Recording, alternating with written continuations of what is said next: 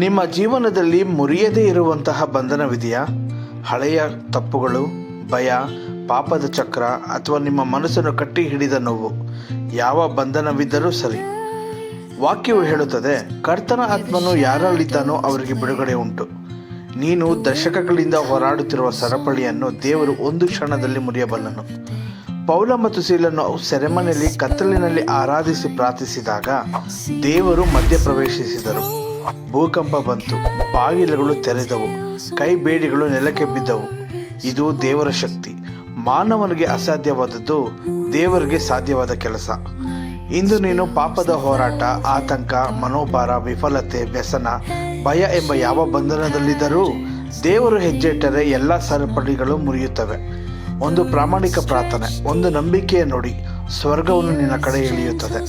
ನಿನ್ನ ಕೈಗಳನ್ನು ಮೇಲಕ್ಕೆ ಎತ್ತಿ ಹೇಳು, ದೇವರೇ ನನ್ನ ಜೀವನಕ್ಕೆ ಬಾ ಎಂದು.